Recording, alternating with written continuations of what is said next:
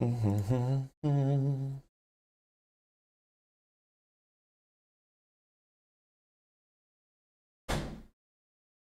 gonna close the door.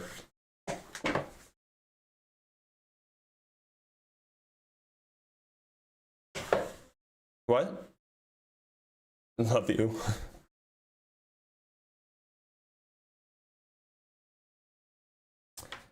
All right, we are live. Get those people trickling in.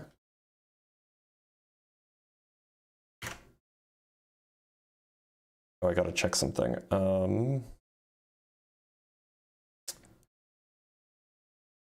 think it's the same. Oh, it is the same. Okay, good. We're good. Have I ever played RuneScape? I have, indeed. Howdy, howdy. Welcome, welcome. We did just start, so give it a few minutes for people to trickle in.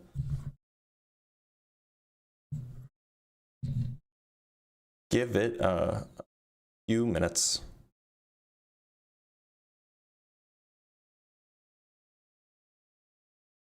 Howdy, howdy. Are you celebrating Newton's birthday tomorrow? That is true. Christmas Day is Newton's birthday. But I haven't celebrated it, no. I kind of didn't plan on it. No, today's not a debate live. Debate lives are Monday, Thursday, Friday. Ooh.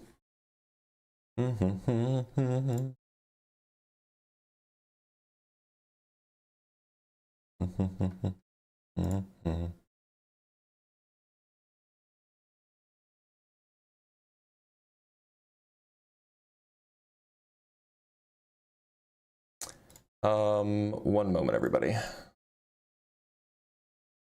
you explain the B theory of time simply for you? Yeah, so I do have an old video on this, but the idea is not like so complicated. It's merely that you should think of the entire history and the future of the universe as like things that exist just as much as the present. And then you can visualize that the past stretching off to, say, the left and the future stretching off to, say, the right. And so the analogy I often like to give is like a loaf of bread. Like, think of each slice of bread as each moment of time. Well, the whole loaf is there. We're just on a given loaf, or like our experiences just line up with a given slice at each given moment of time. But the whole loaf is already all there. It's all there. It all exists. Our experiences just pass through it.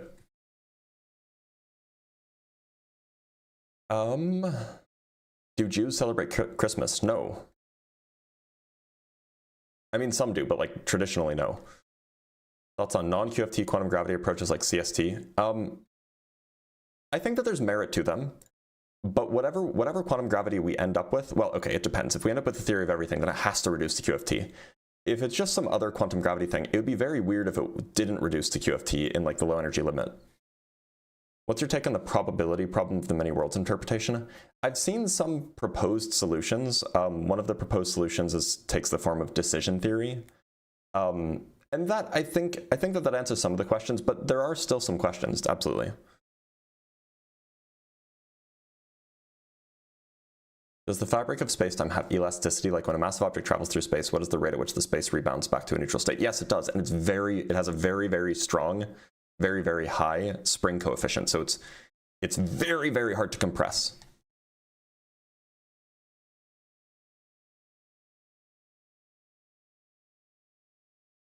Howdy, howdy, everybody. Can you explain a soft singularity in a supermassive black hole? No, I haven't heard that term before. Let's Google that term, see if like, I don't even know if it's, are you talking about naked singularities? Naked singularities are different things, but they're definitely not soft. Do you know about scientists creating matter from pure light? Yeah, they didn't. This isn't really a thing.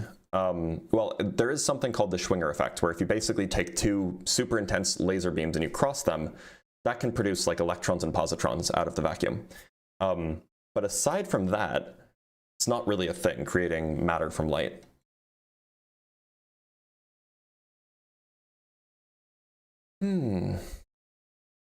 What's your interpretation of Bell's theorem? Well, so Bell's theorem is a theorem that holds, like the inequality holds when you're in a classical universe.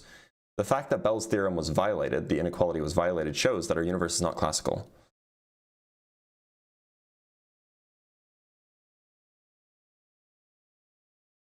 Does space-time follow Hooke's law? Everything follows Hooke's law to some degree of approximation. How much probability is of us living in a simulation? I would put it at like as close to 0 as you can think. I don't think that we have good reason to think that. What's the best theory for the border of our universe? Is there any, and what does it look like? So most models that we have the universe has no borders. That doesn't mean it's infinite, it just doesn't have any borders. Do you feel like science illiteracy is on the rise? Absolutely. If you could suggest one book for a beginner who is already interested in physics but not well educated and to get a start in learning some stuff, A Brief History of Time is really good. The books by Neil deGrasse Tyson also tend to be good if, you know, they do tend to be good, at least the older ones. I haven't read the newer ones.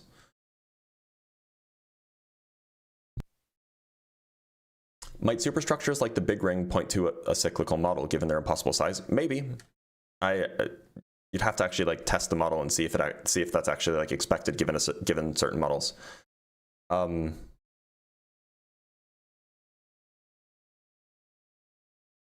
Do you think there's a difference between identity and personality, and is identity fundamental as a field? This seems like it's unrelated to physics. This is mostly considered pseudoscience, is it not? Also, I'm tired of you hearing everyone. Do you know how to read? This says physicist, not psychiatrist or psychologist or whatever thing you think is pseudoscience. Elon Musk thinks we're in a simulation. All the better reason to think that he's wrong. What do you mean has no boundaries? What I mean is that there's no place where you will get to an edge of the universe. That there is no edge. Do you need calculus for physics? Yes, basically. Do you believe in the Copenhagen interpretation of the collapse of the wave function? I don't. Many people do, I don't. What percentage of the electromagnetic spectrum do you think that we can detect with our instruments? There's not really a way to talk about the percentage because, like, the electromagnetic spectrum is in principle, it goes, like, it's a continuum. So it's not like there's an upper limit and a lower limit that exists. Like, it's just a continuum. So I guess 0% because you could always have longer wavelength radio waves.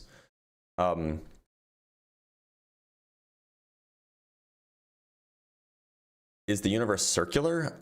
No, at best it might be hyperspherical. As an American, you think your people are serious when they menace allies? I have no idea what you're referring to. I think that our administration is not a serious administration. If everything reduces to Hooke's law, what provides the restoring force when spacetime is displaced? It's a feature of spacetime. I mean, you could ask what provides the restoring force when a spring is displaced. You could say, oh, well, there's electromagnetic forces pulling it together or pushing it apart. But like, then, okay, what provides that? Well, it's just a feature of the electromagnetic force. And this is just a feature of spacetime. Can category theory actually benefit physics? I've heard conflicting opinions. I've seen very scant applications of category theory being used in physics, but like, you know, category theory is a good way of thinking about things. So maybe. Hyperspherical, yeah. So if a sphere is the two-dimensional boundary of a three-dimensional ball, then a hypersphere is the three-dimensional boundary of a four-dimensional ball. How big is space? Space is mind-bogglingly big. You literally have no idea what shape the universe is. I mean, we can rule things out, definitely. For example, we can rule out that it's that it's like a donut smaller than a certain size. Are you a physicalist? How hard is thermo? I'm guessing us engineers get the watered down version. Thermo is always hard, regardless of who's taking it.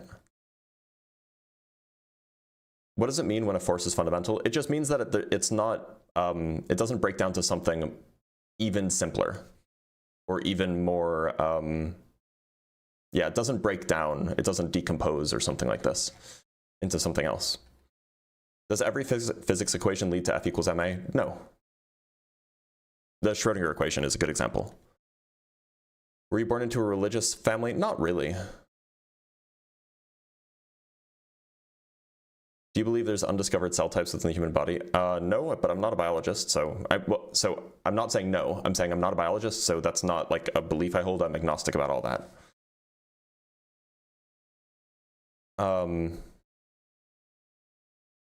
What do you think is the symmetrical opposite to the Higgs field? Not everything has a symmetrical opposite. For example, the electromagnetic field doesn't have a symmetrical opposite. It's its own antimatter particle. What would theoretically happen once you surpass the speed of light? Well, the laws of physics are broken, so you can do whatever you want.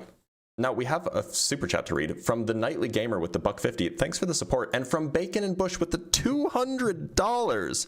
Bacon and Bush, thank you so much. I hope you have a happy holidays, Merry Christmas, Happy New Year, and everything. All right, what's your question? Oh, by the way, let's get a big thank you to Bacon and Bush in the chat, by the way. If you want, not trying to tell you what to do, it'd be cool if you made a series of shorts explaining each force. What's a good book that could help me cement it in my old... So I actually have old videos that do that.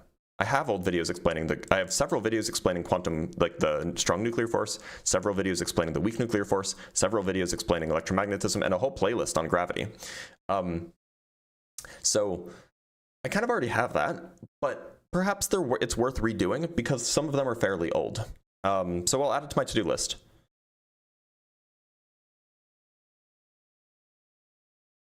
Oh, you're on YouTube, so you may not have access to them because some of them are old and only on TikTok. But yes, so I can redo them, or I can remake them, make them better. And then they'll also end up on YouTube. How does magnetic field work? What is the source of magnetic field? The source of magnetism is moving charge.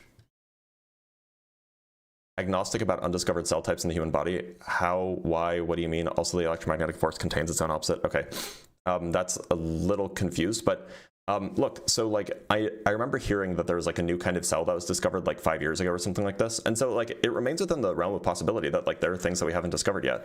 Now, I'm not a biologist, so I'm not equipped to say, oh, we definitely have or we definitely haven't. I'm just saying like, this is a thing that could happen, and so I'm agnostic about it. I'm agnostic about whether we will discover these things. Also, the electromagnetic force contains its own opposites. You're a little bit confused. The electromagnetic field is its own opposite. Bacon and Bush, yes, those videos are not on YouTube as far as I know. So I'll put it on my to-do list and make them. I'll redo them. They need to be redone anyway, because they're kind of old. They don't have good graphics. I wasn't really... If you go look at my videos from like 2022 and 2023, some of them are just very much not good. Like, they have really good information, but they're not polished. So, you know, they're worth redoing. What's the likelihood of life in another planet? And theoretically, what's the largest living being could be? So the likelihood of life on another planet, it really depends on what your priors are. We have probably pretty good reason to think that life exists elsewhere in the universe. But it all depends on like how likely you think each individual condition required for life occurs. I would say that it seems plausible that there's other life in our galaxy. The largest a living being could be, that I have no idea. I'd have to think about that some more. Figure out how large such a thing could be. Our moon is orbiting the sun instead of the Earth. Well, look, so our moon is within the Earth's hill sphere, which means that the dominant portion, or which means that Earth is the dominant body in the moon's vicinity. However, if you look at like from, you know, the sun's perspective, if you look at what forces are present, or I mean, if you just look at the moon and you look at what forces are present, there will be a force on the moon that changes its direction as it goes around the Earth, and then there'll be a force from the sun that causes it to orbit the sun in the same way the Earth does. And that's kind of good, because if the Earth was orbiting the sun, then the Earth's pull on the moon would have to be strong enough so that it could cause the moon to also orbit the sun if the sun wasn't applying a force on the moon. But the sun is applying a force on the moon.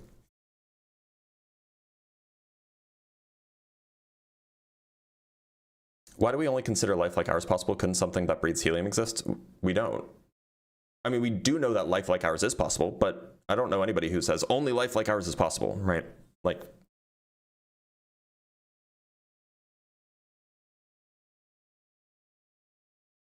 why is light in a vacuum the speed limit, and how come nothing can go quicker than it? And does a black hole, since no light escapes, make energy or matter that goes into faster than light? Yeah, so there's a lot of, and like these are good questions, but there are some misconceptions here. So light in a vacuum is the speed limit because there is a speed limit, and massless things go that speed limit. And light is an example of a massless thing. Other massless things also go this speed limit. Gravitational waves are massless, and they also go that speed.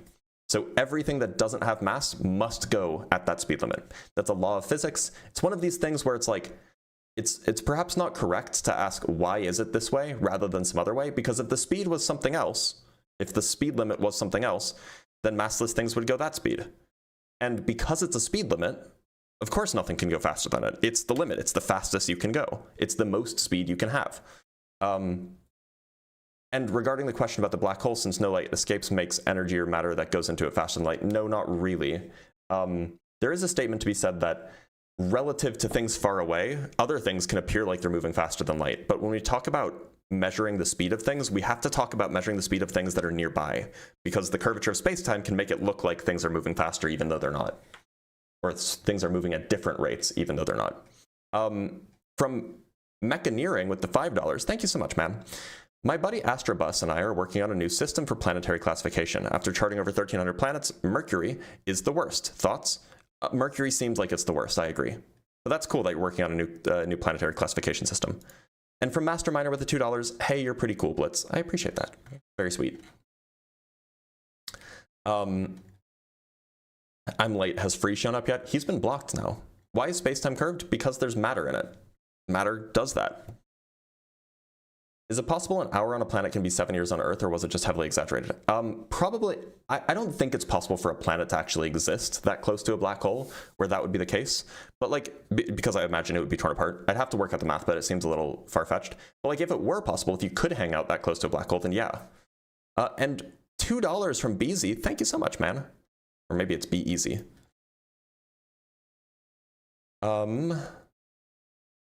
Could you hypothetically time travel into the future by getting a very dense piece of the star and building a spaceship out of it in order to sink into space and speed up time for you? Look, you could do this just by hanging out near a heavy star. You don't even need to go fast. From Earth is Life with the $5, where can I send you things that you can use in your debates against flat earthers? I mean, being on the Discord could help, but like, I do have a lot of resources already. Like, I have so many resources. Now, if there's something that I'm particularly missing, join the Discord server, which is discord.gg/drblitz. And post there, and you know, it's worth adding to my notes. We'll add it to the notes. Why are you atheist? Just because, you know, it seems the most reasonable position given the arguments I've heard. From Chase Martin Physics, I work in string theory, M theory. I've heard you discuss things related to my work. What is your research in? So I do work on conformal geometry and with applications to, well, so my mathematical work is in conformal geometry, and then I dabble a little bit in regular differential geometry. And the other side of my work is mostly relativity based. So I like to do stuff with cosmology. I like to do stuff with black holes. I've dabbled a little bit in quantum gravity. As a grad student, I did take a year worth of courses in string theory. So I have some familiarity with it. And some of my research touches on the ADS-CFT correspondence. So like I've dabbled a little bit in that. I've read some of Witten's papers on the matter. And my early work was on my early research program before I changed advisors was on the ADS-CFT correspondence with a string theorist. So like I know a little bit about it, but I'm definitely not an expert. So I try not to talk about it a lot. My position is generally like, I'm not sure. I don't think that string theory is a theory of quantum gravity or a theory of everything for our universe. But it seems like it's a theory, like it's a consistent theory of quantum gravity for some universe, and that can at least inform us what the properties or what the qualities of quantum gravity are in our universe. My issue is that as far as I'm aware, most of the minimal models that string theory has requires supersymmetry, and we just haven't seen it. That's my issue. I don't really have any other issues with string theory aside from the lack of supersymmetry. But, you know, maybe I'll be wrong. And from Chase, again with the $5, I appreciate that. Wonderful, the overlap makes sense. I work in heterotic string theory, both E8 cross E8 and SO32 mapping to the standard model. That's cool. So, and I'd just love to hear more about this. Like, what they teach when you're a grad student and you're taking a string theory course, you know, they're teaching the several different models, the 5 different models, I guess. And, you know, you talk about, like, you have your bosonic string theory, which surely that doesn't describe our universe because we have fermions. And then they talk about the superstring theories. And all of those cases, they're like, yeah, well, we require supersymmetry. So is that still the state of the art? should we still expect to see supersymmetry somewhere near the weak scale, or are there now better motivated reasons to expect that even if supersymmetry exists, we shouldn't have seen it yet? I'd love to hear, I mean, feel free to join the Discord server. We can talk about it. I'd love to hear more. Why is this guy so aggressive? Chill out. I'm aggressive? Well,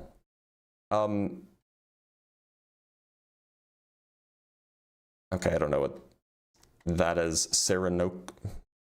Serequinox atheism? Okay, I don't know what that means. Can you summarize Maxwell's equations? Thank you. Yeah, Maxwell's equations are kind of, there's kind of two different ways to talk about, well, okay. There's two different parts of Maxwell's equations, and I'm going to leave out the stuff that depends on time, but I'll bring that up in a minute. So Maxwell's equation says that electric fields respond to charges, and magnetic, electric fields respond to charges, and electric fields spread out or they contract. They're kind of pointed outward or they're pointed inward. Magnetic fields respond to moving charges, and they swirl around. They don't spread out or pull inward. Similarly, electric fields don't swirl around unless if the magnetic field is changing, then the electric field can swirl around, and if the electric field is changing, then the magnetic field can then you can induce a well, you can never get a magnetic field that diverges or converges, right? But yeah, that's roughly the idea. That's the basics of Maxwell's equations. Of course, there's some actual details there, some mathematics there, but that's the idea. C-Bar with the $5, thank you so much, man. I appreciate you. Long-time donator, long-time supporter. C-Bar is always welcome here. Now we have a $10 super chat from Vicinal. I need to make the chat box a little bit bigger, I think. If I make it like 1400, do we think that that makes it bigger? Or does that just make it taller, do you think? 1600? Okay, there we go. Much better. How much is climate change being affected by Earth's orbital trajectory and our polar axis changing? How much does the increase in paved roads and parking lots over the years add to it? So my understanding is that the Earth's axial tilt precesses. It's on like a 26,000 year cycle. So that's our polar axis changing. It kind of changes directions. There are some other cycles that are like on the order of tens of thousands of years. There's the Milankovitch cycle, I think is what it's called. But the point is that all of these cycles can't really explain or account for why the climate is changing as rapidly as it seems to be changing. Like if you look at the temperature, if you look at CO2 in the atmosphere, if you look at the temperature of the atmosphere, or sorry, the average mean surface temperature over the course of the last 100 years, it changes much, much more quickly than you would expect if there was some natural process. The other question is how does the increase in paved roads and parking lots over the years add to it? That, I don't know. I'm sure that somebody's quantified, but I haven't looked into that exact quantification, so I can't really comment. I imagine it has contributed, though. From Chase, last one I'm paying for. Thank you for the $5 again, man. What is the Discord? It's a Discord server. You must know what a Discord server is. It's discord.gg/drblitz, Dr. Blitz. Just type that in and you'll get it. Would love to contribute. Yes, Susie is a problem. Susie is heavy or will be resolved with new math development. Yeah, okay, that sounds like about what I was expecting. That, yeah, Susie is, it is like the problem, right? All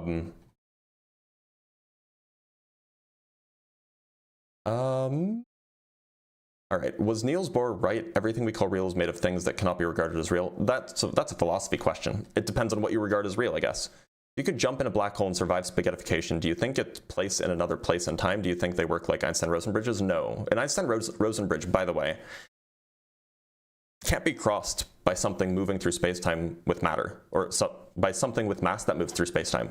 An Einstein-Rosen bridge, in its simplest form, is a space-like connection. And objects travel along time-like trajectories, so you can't cross a space-like connection if you're moving in a time-like direction. So no. Even if Einstein-Rosen bridges exist, which they probably don't, you couldn't cross it. From Reverend Nate with the 10 Canuck bucks, thank you so much, man. I'm academic upgrading to go to uni for geology. Out of high school for 20 years, last science class was in grade 10. Any tips for taking high school physics for the first time? Make sure that your math skills are up to par.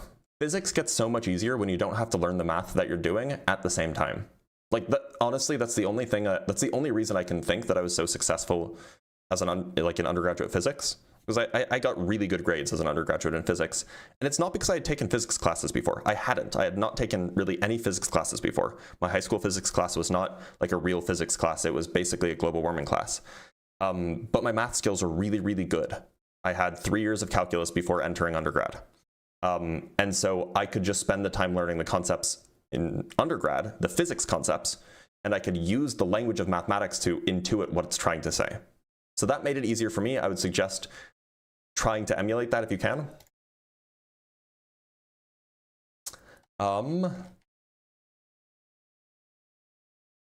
Is Dirac better than Heisenberg? Well, I don't know how you would say better.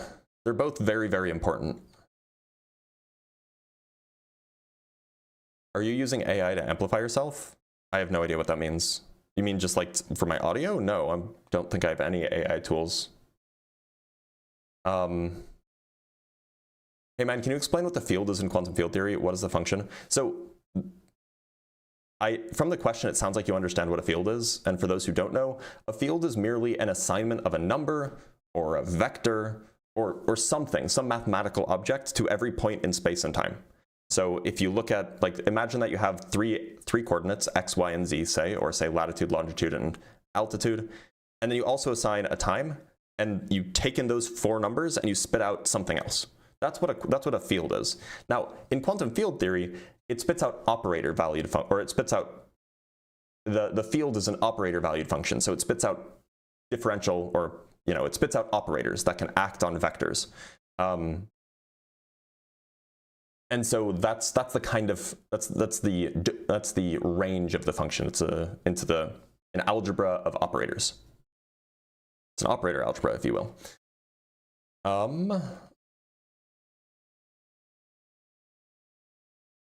Why do I have to calibrate my oven every once in a while? I don't know. Do you think the universe is discrete in nature? I'm pretty agnostic about it. On the one hand, I did write a paper that talks about specifically that question, that assumes that it's discrete and then tries to come to some conclusions. On the other hand, I really like the idea of Lorentz invariance being fundamental, and it's really hard to get a Lorentz invariant theory while also having it be discrete.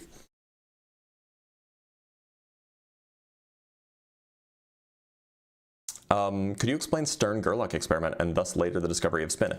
So I actually made a video going over exactly that question. So if you look up Stern-Gerlach and Blitz PhD on TikTok, you will find it. But essentially what happened, so the original experiment, if I remember correctly, used basically an oven, like a really hot oven, and they put silver in it. And because the oven was hot, some of the silver vaporized and was ejected out of the oven at a particular speed. And silver was chosen because it has a particular value of spin, or rather because they understood that it had a particular magnetic moment. And then they basically pushed it through a magnetic field. And as a result, the silver atoms painted a back screen, I guess, in 2 different curves, 2 disjoint curves. Rather, they actually kind of like kissed at the end, so it's like this. It's like looks like a pair of lips almost, but you have like a top part, nothing, and then a bottom part that are separated, and then they join at the edges.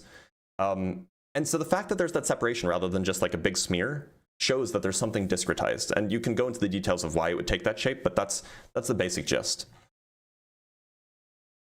Yeah, guys, smash the like button if you're on YouTube. Make sure to tap that screen if you're on TikTok. By the way, if you want to join the Discord server, it's discord.gg/drblitz, Dr. Blitz. It's a cool place to be, lots of cool people. You can ask questions, you can talk about debates, you can talk about science, philosophy, math, politics, whatever you want. Also, if you want access to my debate notes, which are a thing that I put together, they're literally the notes I use during debates, a bunch of resources, a bunch of notes, a bunch of arguments, things like this. It's the easiest way to join, or the easiest way to get access, is to become a member on YouTube. It's like $4 or $5 a month, or become a member on Patreon. I'll work to get it set up to become a member on TikTok. Should work. I just need to set that up. And if you do, you also get access to the emojis in chat, which are fun. And if there are any members in chat, make sure to send those emojis to make people envious. Anyway, why don't we just burn our trash in the mantle of the earth? How do you propose to get them to the mantle? That's very far down. Your expertise was really needed in a couple of lives last night, Carnage. Well, sorry about that. Is the universe itself falling into something? I'm not sure if that's a question that makes sense, because it depends on how you define the universe, but the universe is supposed to be everything. Oh, the other thing is, if you're in the Discord and you're a member, or if you're not a member even, but you want to contribute, I'm taking suggestions for what we want the stickers to be. I have 6 stickers right now, and we have room for like 4 or 5 more on all channels, so make sure to put any suggestions or any stickers that you might want to use in the future. How feasible is quantum computing on scale for general consumers? It's not really feasible, but at least as far as it currently stands, it wouldn't really be useful either, because quantum computing is it's faster than classical computing for a very specific set of problems. And we don't generally, you and I and regular consumers, don't need to solve those problems. Like there are certain problems like prime factorization that quantum computing is really useful for. So if you give me an enormous number, quantum computing is faster than a classical computer at trying to tell you what the factors are for that number. But you and I don't usually need to do that. It's not super useful. It's not going to like make your computer run Crisis better. So at least as it currently stands, there's no reason to get consumer-grade quantum computers. Should PhDs get a bigger stipend, or should we feed children in Myanmar and Yemen? I think that we can probably do both.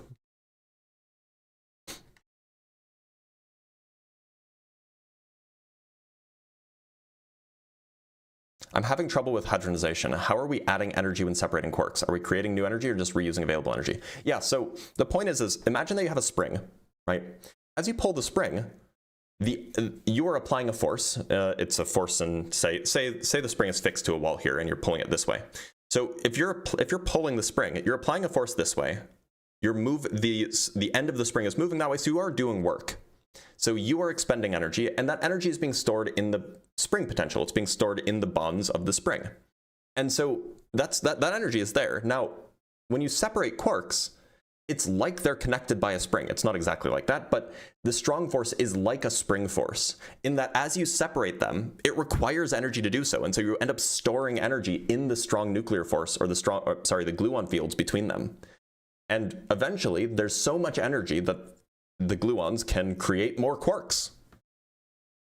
From Genji with the $5, thank you so much. Have you watched The Expanse? If yes, what do you think of the science in the show? I only watched the first few episodes. I didn't really get into it. Like, it wasn't really, it seemed really boring, to be honest. So no, I didn't. How many papers have you published? More than a dozen. I'd have to go count them, and that would mean pulling up my list, and I'm not going to do that right now, but more than a dozen. From a physics point of view, is God's existence plausible? It depends on what you mean by God. Like, for example, if the God that you believe in is the God that like causes lightning, then no, because we know how lightning works now. If the God that you believe in doesn't interact with the universe at all, then maybe, but like, that's not a physics question, that's a philosophy question. What do you think of the many worlds formulation? I like it. I'm quite fond of it, actually. Is it true that energy isn't a real thing, just a measurement between physical systems? Not necessarily a measurement between physical systems, but a measurement of physical systems. It's a property of physical systems. Now, the question of whether or not it's a real thing, again, that's a philosophy question. Are properties real, or are they merely like conceptions about a real thing? That's a different question. But surely energy is not a substance that flows. That much we know, and we've known since the early 1900s.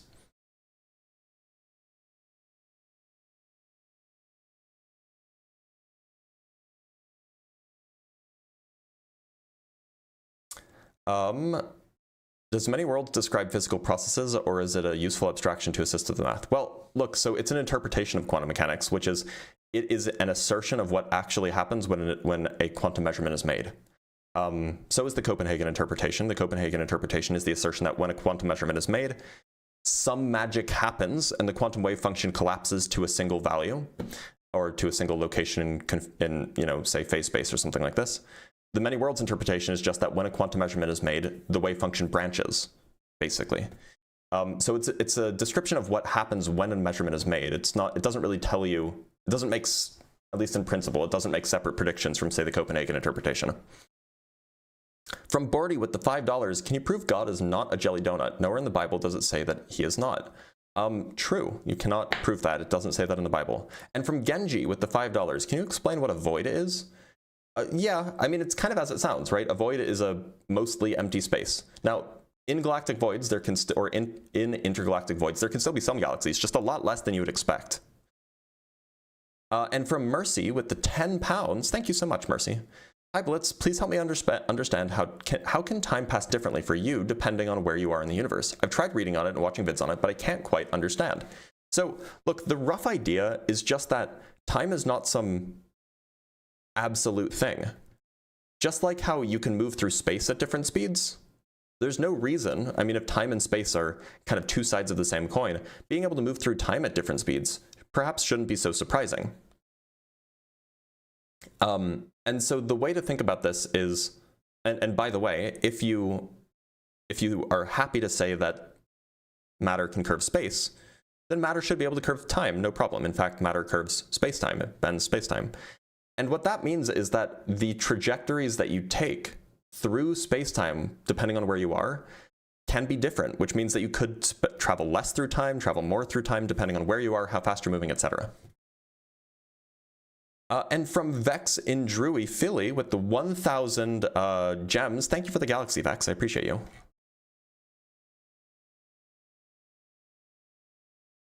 How would UFOs work? Well, presumably they would have some sort of thrust. They would have some sort of which is a form of propulsion, I guess. That is how it would work, I guess. What are your thoughts on being a quantitative researcher like Rentec and DE Shaw? It's not something that I'm particularly interested in. But if you want to, by all means. Time is relative to the space you're in, so absolutely. Okay. Physics greater than math or math greater than physics? I wouldn't say one is greater than the other. I try to do both. So are you agnostic or atheist, and why? I am agnostic in that I don't claim absolute certainty. I'm atheist in that I don't believe. Wouldn't a UFO look similar to a spaceship? Maybe. What are the 11 dimensions? Well, so to be clear, it is by no means evident that there are indeed 11 dimensions. This is very speculative science. However, in M theory, which is kind of the joint merger of the 5 different string theories, the string theories have 10 dimensions, M theory has 11. These are just extra directions of space. Typically, they are wound up into tiny little loops, basically, so you don't notice that they're there.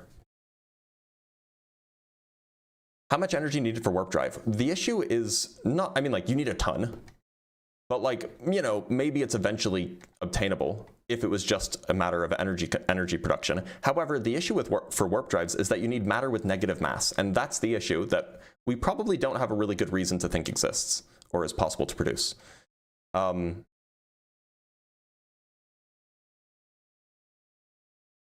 Yes, silver, like other heavy metals, originated in space from massive stellar explosions, supernova, and neutron star collisions, and was delivered to... Yeah, that's true. Can't energy dilate because of electromagnetic resistance and have no time dilation? Energy is not a substance. It's not a thing that does stuff. It's a property of things. So I need a little bit more specifics here. From J Dizzle for Shizzle, great name. Do you think the ISVs from Avatar could potentially be the real future of human space travel? I don't remember what ISVs stand for. But didn't they like just do like cryogenic sleep or whatever for like several years? In which case, yeah. That seems plausible. At least more plausible than like, you know, warp drive.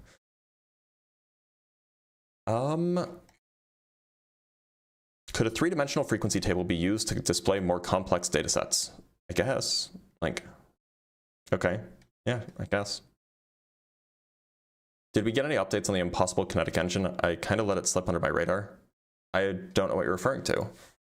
Possible kinetic engine.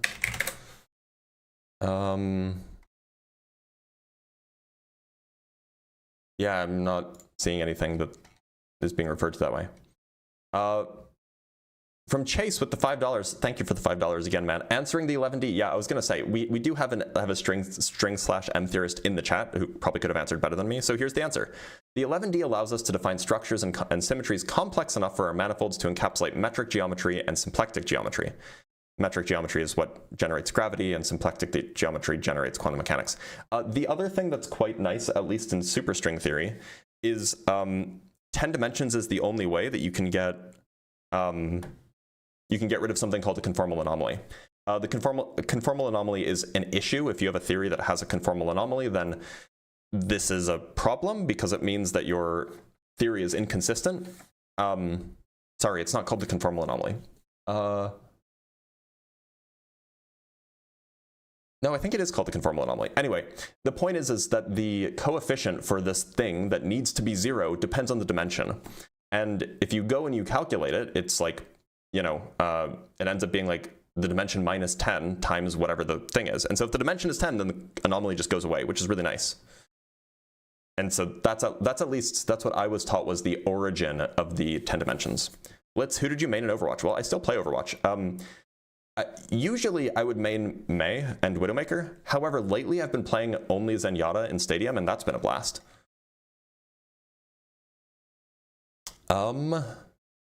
Is there a randomness in the universe, or we don't know yet how some things work, so they seem random? It depends on your preferred interpretation of quantum mechanics, but it's probably correct to say that this is not yet settled.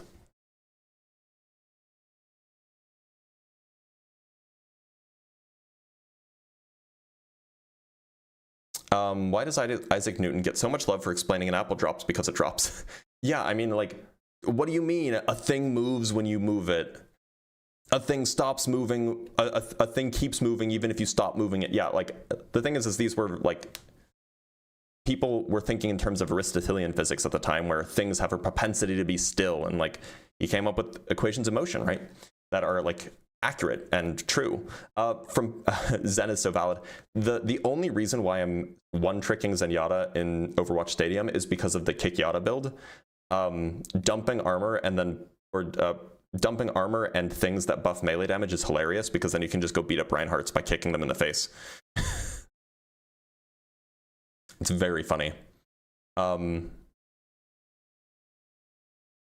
What other games do you enjoy? I enjoy Battlefield 6. I haven't been playing a whole lot of games lately, though. I've been really busy.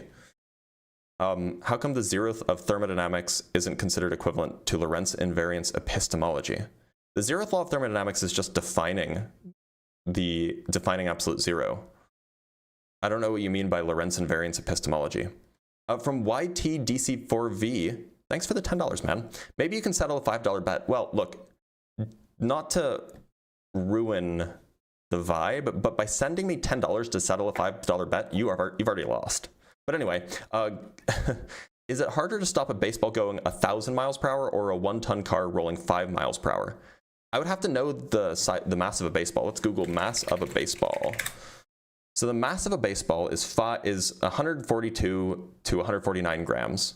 So we can, so it's like 142,000 gram miles per hour. As opposed to 5 million gram miles per hour, because one ton is roughly a million grams. So it's much harder to stop a 1-ton car. It has way more momentum. So you're right. From Eric with the $5. Thank you so much, Eric. My new random number generator has spit out 1,000 zeros in a row. Think it's broken or no way to tell? Well, it's probably broken. There are tests, though, that you can run. There are randomness tests that are like kind of standard to check how good a pseudo-random number generator is. And almost certainly yours will fail it if it spit out 1,000 zeros in a row. But yeah, you can run the tests if you really want to know what the probability of that happening is. Yeah,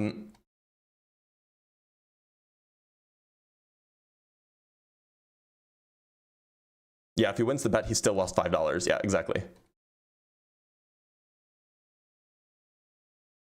But you can more easily actually get in front of and apply force to a car moving that slow. You cannot feasibly slowly apply opposing force to a baseball moving at that speed.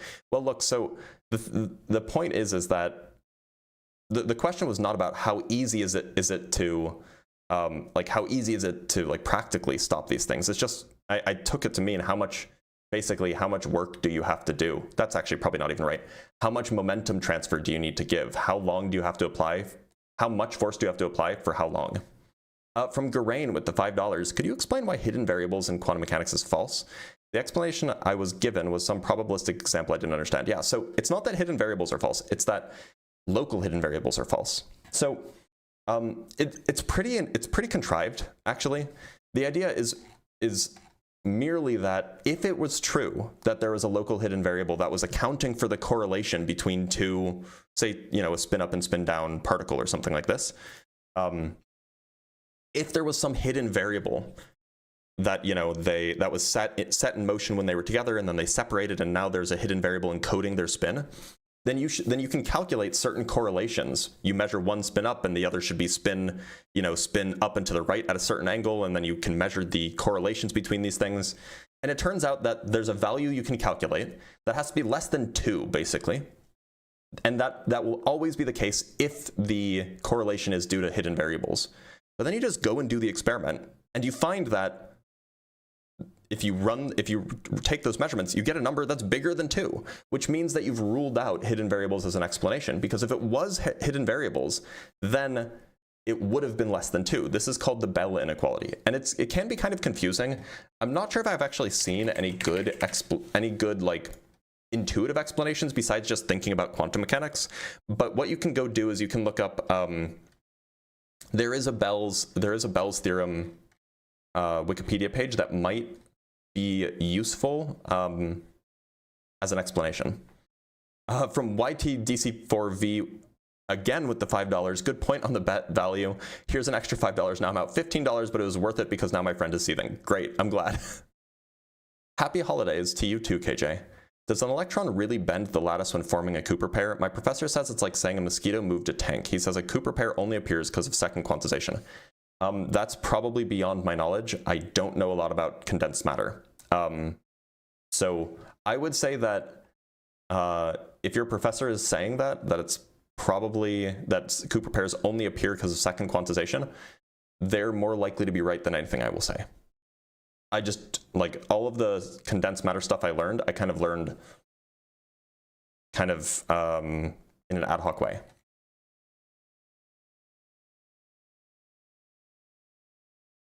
Dr. B, do you believe everything is consciousness? If yes, idealism or panpsychism? No, I don't think everything is consciousness.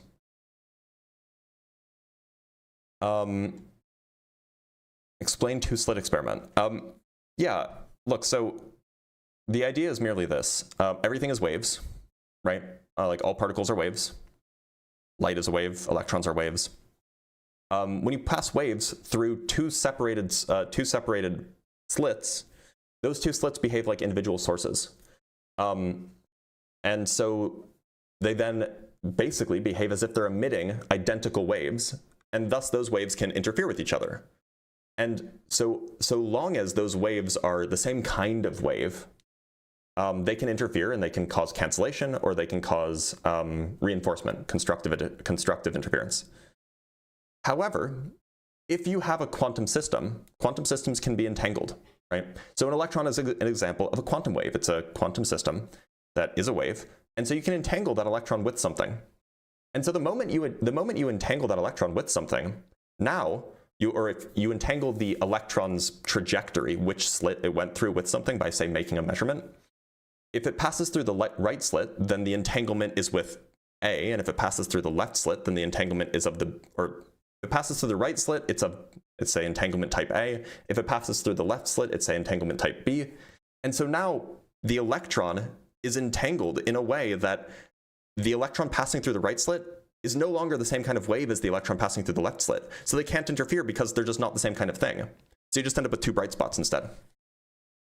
From Drexel with the $5, a book for laymen to increase their understanding of each respectively. Quantum physics, cosmology, theoretical physics. Quantum physics, I would read Something Deeply Hidden by Sean Carroll. For cosmology, I would read maybe A Brief History of Time by Stephen Hawking, even though it's fairly outdated now. Theoretical physics is not a field, really. So I don't know what you mean by, like, it's not like, there aren't books like about theoretical physics. There are books about like fields, right? In physics. And there's the theoretical, and then there's the experimental and observational side. But yeah, that's my recommendation. Sean Carroll? Yeah, Sean Carroll's great. Something Deeply Hidden is really, really good. Why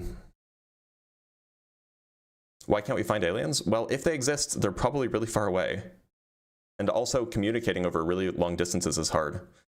Since photons travel at the speed c, which is the speed of light, what dimension do they see due to length contraction? Well, photons don't see anything, right? Like, they don't have experiences. But in some sense, as you get closer and closer to the speed of light, everything flattens in the longitudinal direction. So everything, as you get arbitrarily close to the speed of light, the universe looks thinner and thinner.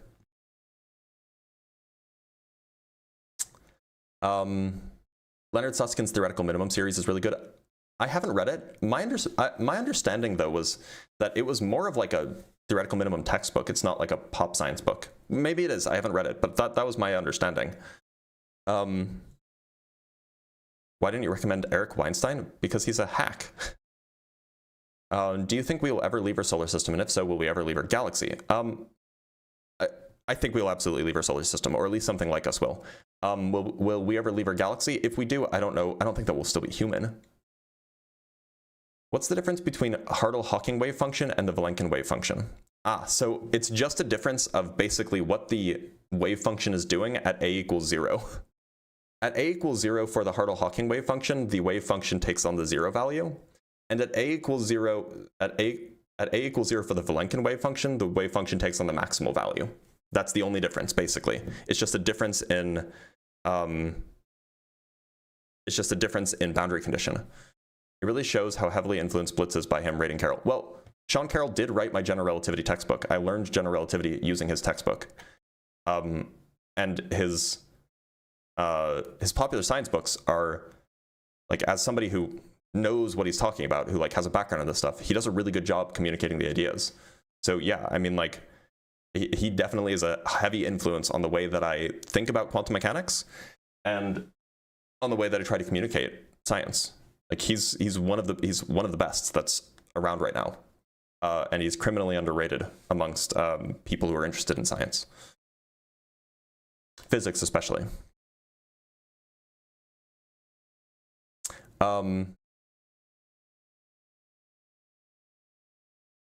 Do you like the film 2001: A Space Odyssey? I love it. I haven't seen it in a really long time. I probably would enjoy it now as an adult more, but I think I watched it when I was like 9. What do you think about black holes forming being new universes with some genetic mechanism allowing evolution of universal lineages towards maximal black hole formation? So this is an idea called the fecund universe hypothesis, or cosmological natural selection, and it was put forward by Lee Smolin. He made a prediction when he first came out with the idea that the maximum mass of a white dwarf, the maximum mass of a neutron star should be below 2. And then he revised that prediction later that it should be below 2.5. But the point is that we're finding heavier and heavier neutron stars, which is pushing the bounds of the prediction that Lee Smolin made. And the reason why he made this prediction is because if it's the case that black hole formation, if it's the case that we exist in our universe because we are, in some sense, we are in the most likely kind of universe because our universe almost maximizes for black hole formation, then the maximal mass for neutron stars should be lower, because then more of the stars would have ended up as black holes. But because the maximum mass for neutron stars is not as low as he had hoped, it seems like it's actually more reasonable to say that the hypothesis, while interesting, is probably not true. And by the way, that's the reason why I haven't made a video about it, because it hasn't been debunked, but it's not taken so seriously just because the prediction has been kind of, like, the prediction was rough. So, like, technically it's still below, like, the 2.5 times the mass of the sun as far as observation goes, but it's, like, it's not on solid ground anymore. It's not like yeah. How long did you have to go to college? I was only in college for 4 years, then I went to grad school for another 7. If the big crunch is correct, would that suggest a cyclical universe? Not necessarily. No, it could just collapse, and that's the end of the universe, right? Dr. Blitz, do you think wormholes could exist? If so, how? Okay, so macroscopic wormholes that stick around seem like we can't make those. It seems like it's impossible to make them because it requires exotic matter to stabilize them. Microscopic wormholes that only exist for, like, you know, a trillionth of a second or whatever, maybe those can exist. Not very useful though. What tips can you give me in grade 11 physics? My teacher doesn't really teach that well. What tips? Well, look, so if your teacher's not teaching that well, take a look at the textbook and try to follow that. And then anything that you find in the textbook that you don't understand, go to YouTube.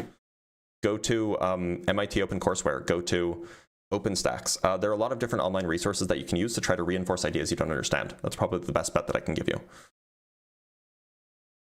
7 years of grad school. Yeah, 2 years for a master, 5 years of 5 years for the PhD.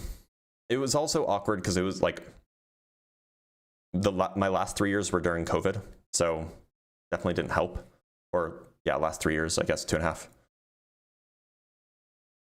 7 years for a PhD is standard. Between 5 and 7 years is standard. It really depends. So I was doing the more theory side of thing, and so the thing about theory is that you either find the result, you either like prove the result, or you prove the theorem, or you come up with a new model or whatever, or you don't. And this is not something that like you can just finish just by doing more work, right? You need the insight, right? You just need the insight, and sometimes it takes a while. So theory can be slow. Experiment can be fast, it can be faster depending on what you're doing. For experimentalists, often it's a matter of you do the experiment, and then you analyze the data, and then you come to your conclusion. And so long as the experiment didn't have any like major hiccups, like huge delays or funding issues or anything like that, then it's at least on a reasonable time frame. On the other hand, there are also people who I've seen whose experiments have been delayed and delayed and delayed because of things outside of their control, and so they just end up staying in grad school for much, much longer because the experiments take so long. But yeah, I mean, 5 to 7 years from undergrad to PhD is fairly standard. Oh, I missed a question. I'll read that in a minute. From Drexel, rep, with the $5. Unsure if this is the right forum, but can you talk through your disagreement with Ian on nominalism versus Platonism, if I have the positions correct? Oh, yeah, I mean, like, I think that Platonism is silly because what do you mean the number 7 exists? And Ian thinks Platonism is not silly because obviously the number 7 exists. That's roughly it. And we have 5 Canuck bucks from Jimmy Pickens. What forces the photon to follow the null geodesic when it's massless versus it following the electromagnetic field coupled to the moving mass? The point is the electromagnetic field, so the photon is the electromagnetic field. So the electromagnetic field propagates in a way that it follows a null geodesic. By definition, that's what electromagnetic fields do. From Midraut with the 6 shekels, I appreciate that. Merry Christmas, my brothers and sisters. Well, Merry Christmas to you too. Although I would imagine that you would say Happy Hanukkah if you're sending me shekels. I mean, there are some Christians that live in Israel, but like not many compared to, you know, Jewish people.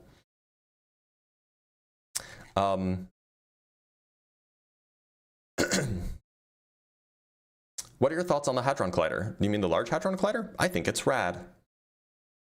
What's your opinion on pilot wave theory? I think that pilot wave theory is interesting, but it seems like the many worlds interpretation without the extra worlds. So like you're taking like this beautiful theory that doesn't have any additional mathematics, and then in order to get rid of the extra worlds, you're just adding extra mathematics. And I'm like, well, why do that? What's the point? I mean, the number 7 certainly exists as a concept. Yeah, but like, do concepts actually exist independent, like outside of people's conceptions of them?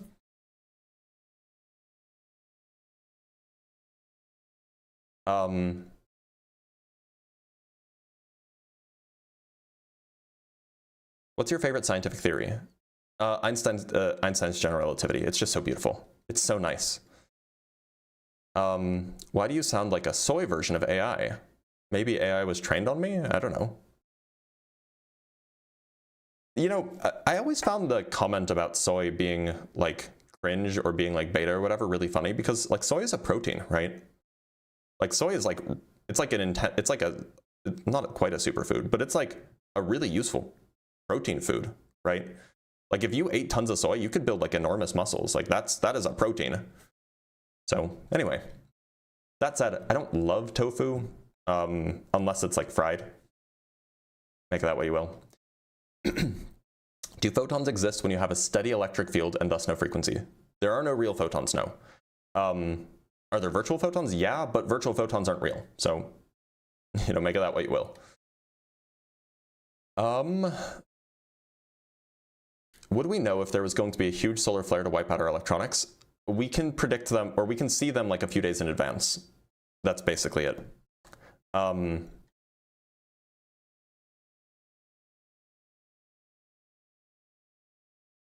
Are you looking forward to the ELT? Yeah, I think it'll be great. It's the extremely large telescope, by the way. Hi, what are your thoughts on gravity? To me, it's kind of hard to wrap my head around an invisible force. Well, all of the forces are invisible. That's like the whole point. You can see objects, but you can't see the things pulling them together. Like magnetism is an invisible force.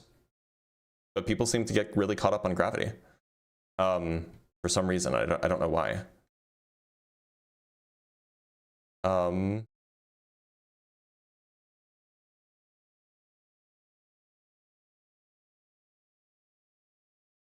I thought it was only 8 seconds. No. Solar flares take like a few days to get to us. What are you working on in research? I have a few projects going on. One of the projects is pretty, so actually 2 of my, most of my active projects, with the exception of one, are pretty mathematical, because the physics projects I was working on recently, I finished. So I have a few projects on conformal geometry. One is on embedded submanifolds, embedded conformal submanifolds in a conformal manifold, characterizing them holographically. Another is on describing the set of all conformally invariant integrals in even-dimensional Einstein spaces, and trying to come up with basically a proof of a gap theorem for Einstein manifolds. There's a few other things that are kind of more technical than that, but there's a project that I'm going to be starting soon that I'm not going to talk about because I haven't made any progress on it yet, so I don't want anybody to steal it, so I'm not going to talk about it. But that project's a little bit more physicsy. Have you written papers before? Yeah, I have like more than a dozen published. Help me understand what the universe is expanding into. It's not expanding into anything. The universe is everything. There's nothing around it that it's not like emptiness that it's expanding into. It's just the distances between stuff is getting bigger. The universe, it's the whole thing. But everything is getting further away from everything else, or at least galaxies are getting away from other galaxies. Galaxy clusters are getting away from other galaxy clusters. Did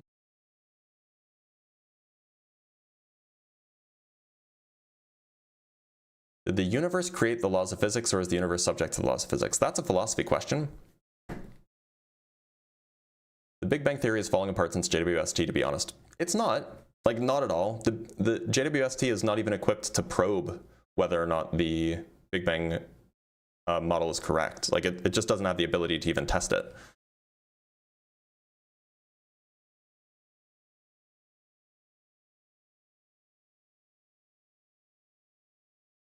See how he paused? AI can't fool me. True.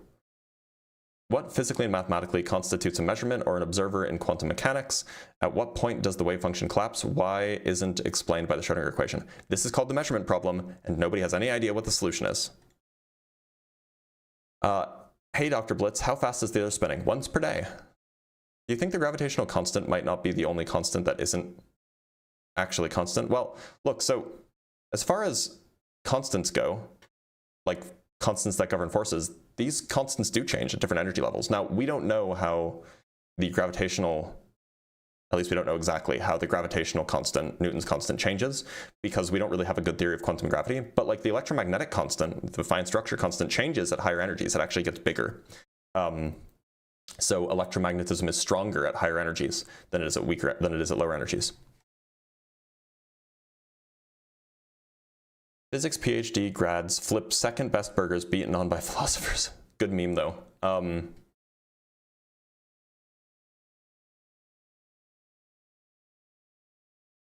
Given a proper reactor and heavy enough element, you could produce gravity. Why ignore this? I have no idea what that means. Anything with mass has gravity, right? I don't know why you need like a heavy element to produce gravity. I'm a first year with my StatMech final in a month. Any tips? Get all of your crying out now so you don't accidentally cry during the exam. No, more seriously, I hated stat mech as an undergrad. I did not have a good professor. I didn't feel like I learned it very well. And then the same thing happened in grad school, which is probably why I like quantum field theory less, or condensed matter theory less than I like relativity. Power rank top 3 physics journals blogs. PRL is probably #1. It's like the go-to physics journal for like high impact physics papers. And then like PLB is pretty highly respected. So PRL is physical review letters. PLB is physics letters B. Nature, maybe, but Nature has gotten a lower reputation as of late. By the way, please don't spam. If you have a question, please don't spam it. If I see it, I see it. If I want to answer it, I'll answer it. Why is Einstein so impressive? I don't know. He did so many things. He basically like his work enabled basically all of modern physics. I feel like nature and science are just their own category. Yeah, the thing is like, it's not really, like a lot of physicists don't really seek to publish in Nature and Science anymore, just because like we have our own journals that are like plenty good, and the reputation that they have just isn't as good as it used to be. Can you define a space-time manifold and their behaviors within the bulk? Well, the bulk is the space-time manifold. A space-time manifold is a kind of Lorentzian manifold, which itself is a kind of differentiable manifold, which itself is a topological manifold equipped with a differential structure. So it's a topological manifold equipped with a smooth structure, a differential structure, equipped with the Lorentzian metric. So it has a symmetric bilinear form that is positive semi-definite, or no, I guess it's not positive semi-definite. It is it has signature of minus plus plus plus or plus minus minus minus depending. It's 4-dimensional. You can equip a connection that respects the metric. That's the whole thing. He stole a lot from his wife, though. Tina, regarding Albert Einstein stealing stuff from his wife, this is a myth, and it's not really backed up by anything but one guy who wrote one biography, and he didn't rely on any primary sources for this. This is a myth that popped up, and like we want to believe it because we generally understand that like men in the past were generally pretty shitty, and that we want to not discount the achievements of women. This is an example where that intuition, that hope, is just incorrect. It's false. She did provide a lot for him. She took care of his home. She provided food for him, provided companionship for him, but she did not provide the physics. She did not really provide the math, as far as we know. It's just not the case. And Einstein's wife was not, like, it's not clear that Einstein's wife was better at math than he was. That's just probably not the case.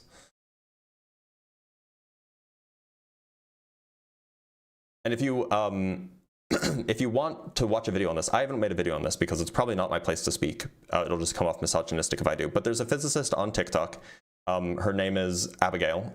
She goes by Pop Culture Scientist on TikTok. She's a great content creator. She's made videos about this, debunking this claim.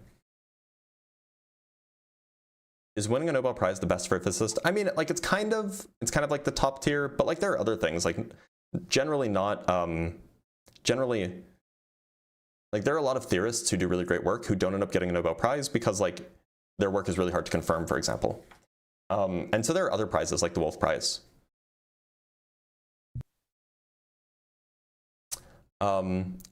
Engineer, not a physicist. What is the significance with the newest data from the James Webb Telescope with our previous understanding of the expansion of the universe? The James Webb Telescope doesn't tell us anything about the expansion of the universe. It doesn't inform on this at all. What it does is it tells us, it's letting us peer backward to see what early galaxies were like. And the early galaxies, it turns out, developed faster than we thought they did. Which, that's why we build telescopes, to get more data so that we can check to see whether our theories about, like, say, galaxy formation were correct. And it turns out they weren't.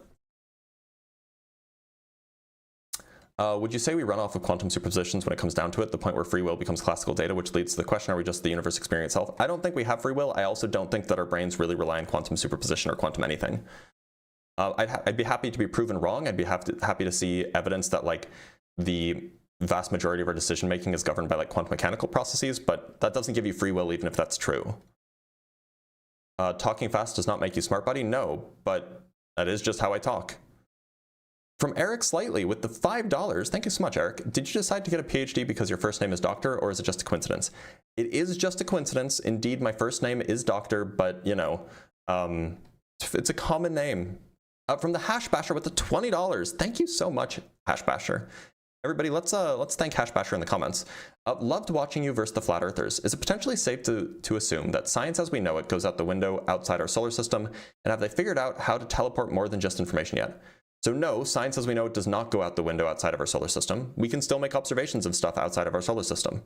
We can make observations and confirm that the laws of physics we see here are the same as the laws of physics that we see in our telescopes. And no, the quantum teleportation is not about teleporting objects. It's about teleporting the state of an object from one thing to another. About kind of taking that state and transferring it to another thing far away.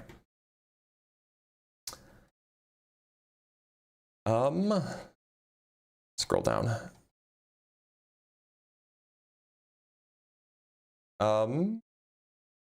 This is why people hate smart people like you, because you do not talk on their level. You have to talk normally, dude. Look, I have a lot of questions. I talk fast so I can answer more questions. If you don't like that, you don't have to watch. As light from a star spreads out and weakens, do gaps form between the photons? Photons are not little balls traveling through space. If you had an ideal point source emitter, like just, you know, yeah, an ideal point source emitter, like just like a tiny little hot thing, the photons are spherical waves. Those photons are not little points. They're spherical waves that emanate out in all directions. And once that spherical wave hits something that it could interact with, or once that spherical wave gets big enough to intersect something that it would interact with, the quantum measurement is made. Either it measures it there, or it doesn't measure it there. If it doesn't measure it there, then that just kind of like rules out that chunk of the spherical wave, and it changes the shape of the spherical wave, but it still expands out in all directions, just except in the direction where it didn't measure that thing. On the other hand, if it did measure it there, the entire wave function collapses, and it's exactly as if the photon had traveled directly from the point source to the place where it was detected. From Carrie Mack with the $5. Thank you so much, Carrie. Merry holidays, Dr. Blitz. I'm fairly new, but a big fan of how you run your platform. My question, where do you think that consciousness comes from? Well, I appreciate the kind words. Generally, my view is that consciousness, like, it seems like it comes from the brain. Like, it seems like it's a brain thing. It seems like it's a complicated brain thing, but a brain thing nonetheless. I mean, like, imagine this. Imagine that you're a caveman who is talking to ChatGPT through the chat mode on a phone, right? First, they would think that ChatGPT is conscious, right? They would absolutely think this. ChatGPT passes, at least the newest models, it passes the Turing test with flying colors, right? They would absolutely think that it's conscious. Second, they would then be reasonably ask, well, where is the consciousness in the phone? Like if you tried to explain that the phone is made of like metal, and it's made of metal arranged in certain ways and plastics arranged in certain ways, they'd say, okay, well, how does the metal and the plastic make the consciousness? Well, it turns out if you make it complicated enough, then it behaves in that way. And I kind of take consciousness to probably be the same thing. From Genji with the $10, why do you think we don't have free will? Shit, what is free will? Yeah, so I'm saying, I understand free will to be what most people understand free will to be, which is libertarian free will, meaning the ability to have done otherwise. And like, that's just not compatible with the way that we understand physics, right? Like, either our brains govern our actions, in which case our brains obey the laws of physics, or our brains, whether there's randomness or not in our brains, it's still not free. It's not something that's chosen. It's either determined or it's random. So there's no free will there. Or alternatively, our brains are not governed by the laws of physics, in which case there's not really any laws of physics. The laws of physics, like just random magic can happen inside the brain for some reason.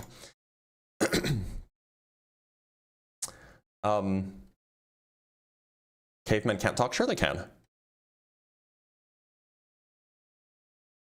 If photons or neutrons and atoms are spherical, why is it labeled E equals mc squared instead of circle? Stop it. Stop it. Have you hydrated yet? I have, but I'll do it again. Oh, let's check if we got any cash apps or anything to make sure that I don't miss any. Because I do miss them all the time, and I want to apologize, by the way, for that. From Flannel with the $5 on Buy Me a Coffee. Happy holidays, Blitz, to you and your wife. Educational content is important. Thanks for what you do. Well, I appreciate you, Flannel. I appreciate you for what you do. If you had to teach a school anything, what would it be? Physics. I would teach physics. What elementary particle do you consider most foundational to the universe's operations? Well, I mean, they're all kind of very important, except the weak nuclear force bosons. Those aren't really that important. I mean, they're like mildly important, but not very important.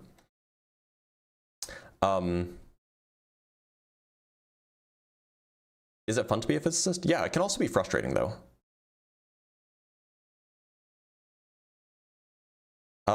Blitz, what's a Hamiltonian and why is it useful? So a Hamiltonian is, in some sense, it's a formula that captures the total energy of a system in terms of the position and speed. That's what it is. Now, what you can do with this is you can, from the Hamiltonian, you can do a type of mechanics called Hamiltonian mechanics, which relies on a type of mathematics called symplectic geometry. But the idea is that in some sense, it captures the behavior of the system in a nice way. The other thing, by the way, is that you can promote that Hamiltonian formula to a Hamiltonian operator, and then that Hamiltonian governs the behavior of quantum systems. So it's very important and very useful.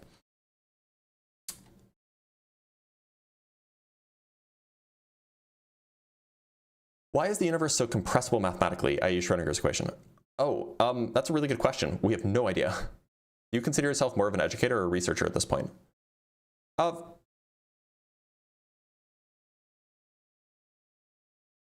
have 3 modes. Half of my day on any given day is spent doing research.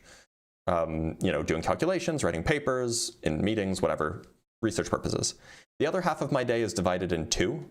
There's the live stream side, which is where I'll do debates and where I'll do these. And then there's the creating educational content side, like making videos.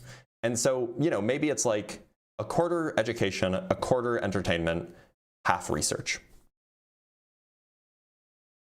Did you expect to be what does this say? Did you expect to be confronted by religious debates often as a physicist? They're always things that have interested me. I have a really early memory from when I was a kid.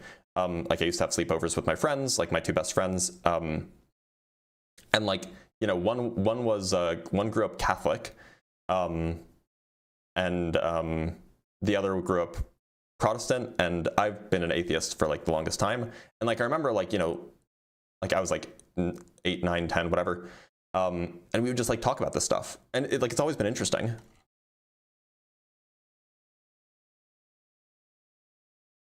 When the Higgs boson failed, there were physicists that retired after 40 years and said he produced nothing in all that time. The Higgs boson didn't fail. The Higgs boson was discovered in 2012. Do you have any professional interaction with Dr. Aaron Adair? No. We've DM'd on Discord, we've exchanged a few messages, but no, I haven't interacted with him otherwise, not really. What is the significance of the detection of a Higgs particle? I heard of so many people talking about this. Yeah, so the point is by the time the 70s rolled around, we had a pretty complete understanding or a pretty complete theory for the way the standard model of particle physics worked. You have electromagnetism, which governs the electromagnetic force. It's light. It's why things have, it talks to things with charge, with electric charge. Then there's the weak nuclear force, which basically accounts for radioactive decay. It accounted for kind of transmutation of different particles from one to the other. Then we have the strong nuclear force, which accounted for how protons were held together, how protons and neutrons were also held together.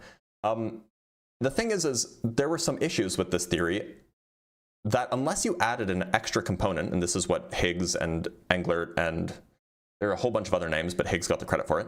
This is what Higgs et al. Did, is they showed that, look, if you, instead of making the particles have mass on their own, if you instead add this extra particle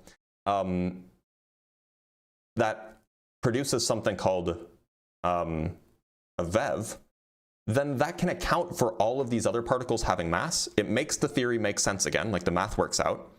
And it explains why electromagnetism and the electromagnetism and the weak force seem to have a lot in common. It explains all of those things, and it makes everything kind of complete. It finishes the story. This was the Higgs boson that was proposed. This was in the 70s, maybe late 60s, early 70s. And so in order for our standard model of particle physics to make sense, this thing had to exist. So if it didn't exist, then we needed to go back to the drawing board. And then in 2012, they discovered the Higgs boson. Like they confirmed discovery that the Higgs boson actually exists. And so that was confirmation that this theory that had been in development for decades at this point was at least not wrong.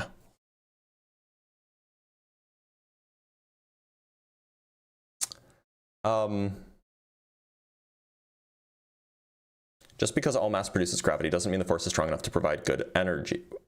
Okay. Nobody said it did. How do photons push things if they have no mass? Also, it is said that momentum is not valid for photons. No, you're right, photons don't have mass, but they do have momentum. The only thing is that the formula that momentum is equal to mass times velocity, that's only true at very low speeds, but photons famously do not move at low speeds. The momentum of a photon is the energy of that photon divided by the speed of light.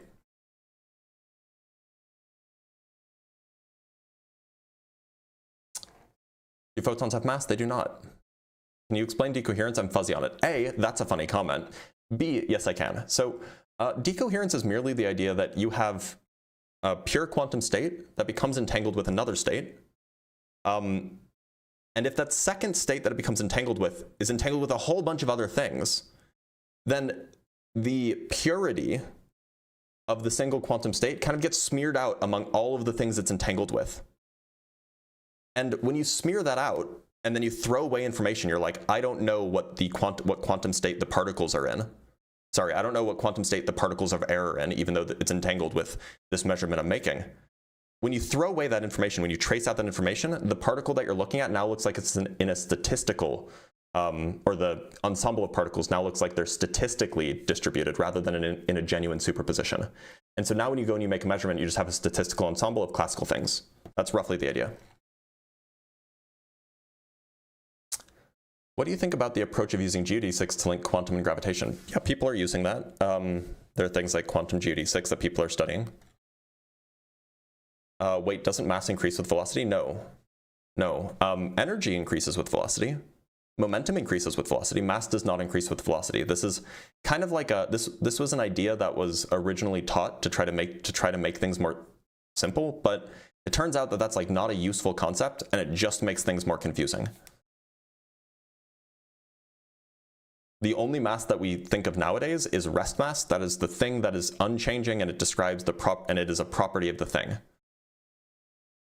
Otherwise, what else is mass? Because going faster, by the way, doesn't make your gravity stronger. So, how much surface area does a proton, neutron, and electron have? Are they considered perfect spheres? So, these are quantum objects, so they are fuzzy. They are not. They're not like perfect spheres. More specifically, an electron doesn't have any size at all. It is a fundamental particle as far as we can tell. But protons and neutrons do have a size. They have a fuzzy boundary, so you can't pinpoint exactly where they are, but you can look them up. I think they're like on the order of 10 to the minus 15th meters across. I'm just Googling diameter of a proton. Yeah, it's about 10 to the minus 15th meters across. So you could work out what its surface area would be for, because it's roughly spherically shaped. Now from Agata Sawinska, with the 15 Australian buckaroos, thank you, man, or woman, thank you, person, thank you, friend. Agnostic about God is like agnostic about king or boss or army general. God is a label, a job title, it's transferable. The question isn't existence, it's whether you choose to grant authority. Well, I mean, maybe that's your view, but I don't think that the thing exists. I don't think that there's anything that has the properties that the God title requires the thing to have, which means that I don't think that there's anything that has that title.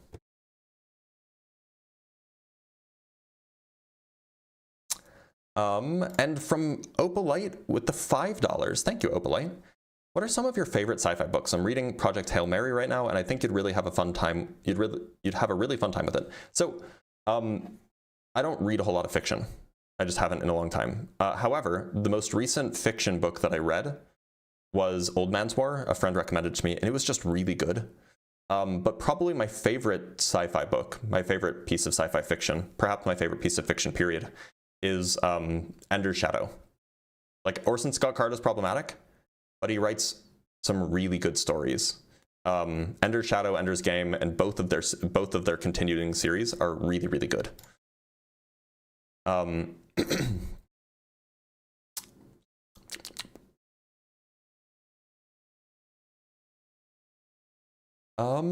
Why do some bosons have no mass like photons, but some have mass? So the only bosons that have mass are the ones that well, okay, so the only gauge bosons, these are the force-carrying particles. The only gauge bosons that have mass are the weak nuclear gauge bosons, and the reason they have mass is because of electroweak symmetry breaking. So initially, when the universe was very, very hot, it was very, very, very, very hot, like 1,000 trillion degrees, or when it was hotter than 1,000 trillion degrees Fahrenheit, or Kelvin, or Celsius, it doesn't matter at this point. The electromagnetic force and the weak nuclear force were not separate things. They were one thing called the electroweak force. However, and the Higgs field was, its vacuum expectation value was 0. It had not yet undergone its roll down a hill, if you will. But then as the universe cooled, the energy of the Higgs field basically froze out in the same way that, like, if you have like water, it's like symmetric, but if you if you then let that water freeze into like a snowflake, now it has reduced symmetries. It's not like perfectly symmetrical. It like picks an axis and it freezes in that particular direction. So the Higgs field kind of froze out, and it essentially just picked a vacuum expectation value, and in doing so imparted the so there's something called a Goldstone boson, Goldstone fields, and those, in some sense, those Goldstone fields interact with the gauge bosons of the electroweak force, and 3 of those gauge bosons kind of absorb the Goldstones and gain mass as a result. So the 3 that gained mass were the weak nuclear force particles. The reason why they're the weak nuclear force, why it's weak, is because they have mass. At least that's one reason. And the one that didn't get mass, so there were 4 initially, 3 got mass, 1 didn't. And so now that remaining one became the photon. From Binary Ghosts with the $10, I have one wish left with this genie from this lamp I found in an attic. I'm going to wish that every atom in the universe spontaneously gains an electron. What's going to happen? Oh, we will all die. All of us will die in a black hole. Don't do it. From Kieran Dave, did you get a chance to read the Clemenhaga paper on the problem of evil and Bayesian consequences? If so, did you like it? I still have it pulled up. I haven't read it yet.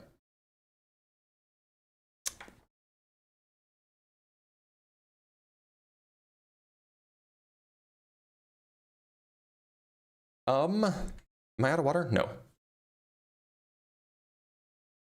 Now I'm out of water. What are the biggest problems in physics right now? I only know of the quantization of gravity. That's a big one. That's arguably the biggest one. If we could quantize gravity, if we could come up with a theory of quantum gravity, then that would answer like most of the big problems, like what's at the middle of a black hole? What was the Big Bang about? What's the deal with time? What's the deal with space?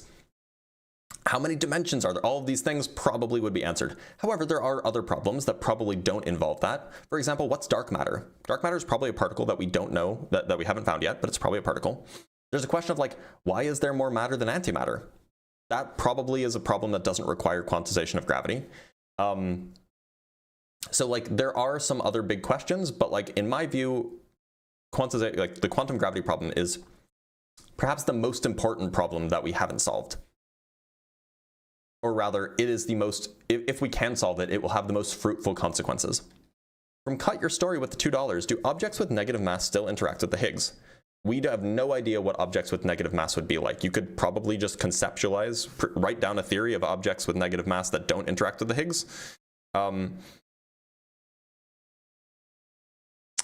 In fact, I don't even know if there are any consistent quantum field theories at all that have negative mass, by the way.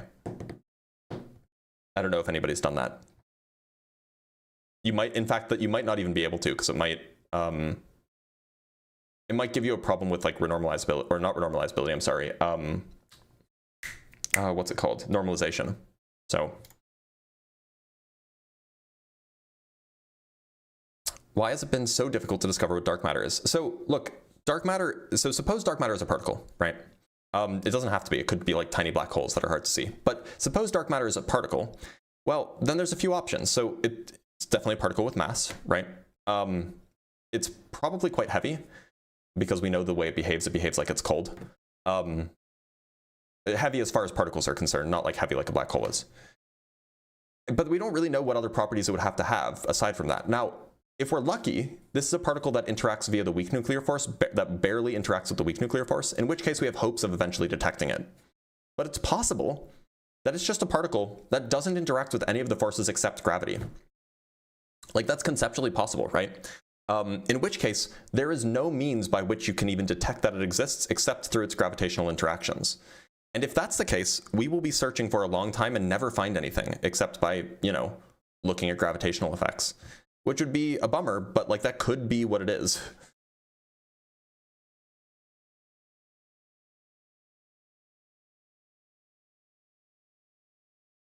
Can you recommend anything like Susskind's theoretical minimums or other things like for dummies? I mean, I don't know of any other things, so no. I just heard on YouTube that electromagnetism is stronger than gravity. Thoughts? Yeah, so when you're trying to compare like with like, generally what you would do is you would ask like, for a given particle, like say for a proton or for an electron, if you have two electrons, they want to repel each other electromagnetically as a result of the electrostatic force between them, but they also want to attract each other gravitationally. And so you could say, okay, well, what happens if you put two electrons near each other? Do they attract each other from gravity? Is gravity stronger, or is electromagnetism stronger and they repel each other? Well, it turns out for any reasonable choice of particle that you pick, they will repel each other as long as they have the same charge. So what this is saying is that generally speaking, the electric charge that things have is much greater than the gravitational charge, also known as mass, that things have, comparatively speaking. Otherwise, it's fairly hard to actually compare the strength of these forces. Now, you could do the same thing with protons. You'd find that the protons still repel each other, even though there is a slightly bigger gravitational attraction and so on. However, because electromagnetism is dominant at the scales of, you know, individual particles and atoms, molecules, the electromagnetic force tends to neutralize itself over very short distances, right? Like, you very rarely see like huge chunks of charge separated from other huge chunks of charge, because if those huge chunks of charge existed, like opposite charges, they would attract each other and neutralize. And if they existed with the same charge, they would just fly apart. And you'd only be left knowing about one of them, the other one would be gone. And the huge chunk of, say, positive charge, it would just attract stuff until it was neutral again. So this is to say that things that are electromagnetically charged tend to neutralize themselves very quickly, whereas gravity can't neutralize. Gravity is always attractive. So once you get beyond the scale of like rocks, basically, the electromagnetic force is not really the thing that's doing anything. Everything is basically neutral on the scale of like rocks and bigger. And so the only thing left to control the motion of things, basically, I mean, there's still some residual effects, is gravity. Now from Binary Ghosts, we have $5. Thank you, Binary Ghosts. Given the most common folklore about ghosts, Western civilization at least, if they were real, how might they actually work in a physical sense? Like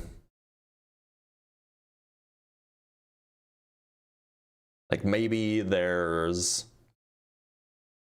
like dark matter, and they can only interact very weakly, and so there's like a low probability of an and they exist here in like their own dark matter world that's overlapping with our world, but like there's sometimes some overlap because of a low probability event happening. I don't know.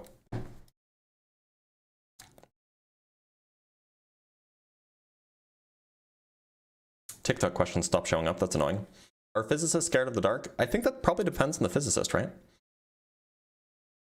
Always heard mathematics is learning the language of the universe, but it's our system. Thoughts? Yeah, it is our system. We created a language to describe the universe. I agree. Is the Abrahamic God a possibility according to physics? It's probably not even a possibility according to logic. Like, it depends on which version of the Abrahamic God you're talking about here. But like the one that's like, if you take every description of the Abrahamic God as found in all of the Abrahamic texts, they're just like explicit contradictions between them, right? You can't treat all descriptions as equally real, because otherwise you end up with contradictions.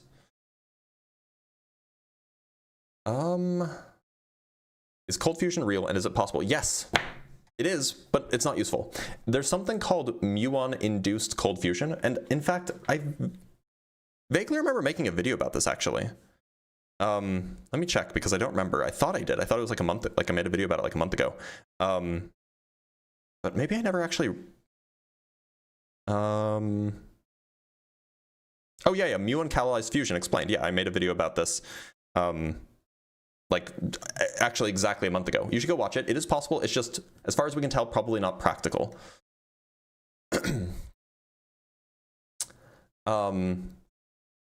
What's your favorite color? I like green. I like green a lot.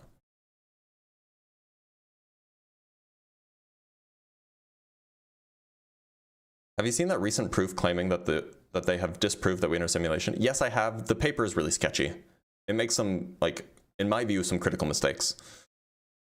I don't think that we're in a simulation, but I don't think that that's the way to prove it or to demonstrate it. Does the universe have a beginning? We don't know.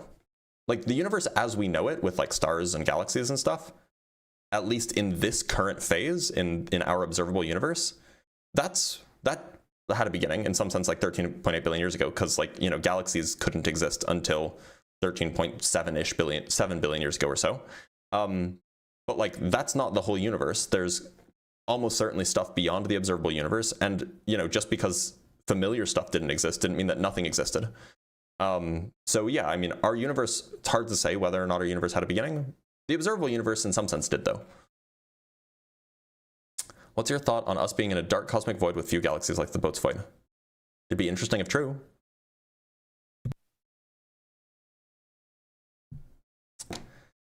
Will the cosmic microwave background radiation always exist, or will it eventually get redshifted away? Well, I mean, it will be redshifted away, but it'll still always exist. In some sense, one could say that it would stop existing when the cosmic microwave background radiation is redshifted so that the wavelength is longer than the observable universe, but we don't actually know if our universe will continue expanding forever. It might not. In which case, maybe it'll blue shift if it recollapses. Opinion on Buddhism? I don't have really a well-informed opinion on it because I don't know a lot about it. I know that there are some versions of Buddhism that have deities and some versions of Buddhism that don't. Does wave function monism have any refutations, i.e. is it possibly a misunderstanding of physics? Not that I can think of. Present-day computers use zeros and ones. Quantum computers will have infinite choices calculating things that would have taken eons and seconds. Well, yeah, for very specific types of problems. Opinions on Islam? I don't think it's true. How do magnetic fields form on planets? So this is actually something that's like we have some theories on it. It's really hard to like prove it one way or the other, but the idea is that there may have been a seed magnetic field. Where that seed magnetic field came from, maybe it came from the sun or whatever. But the idea is that there may have been a seed magnetic field that was then amplified by the Earth spinning with molten metal in the middle. So if you have molten metal,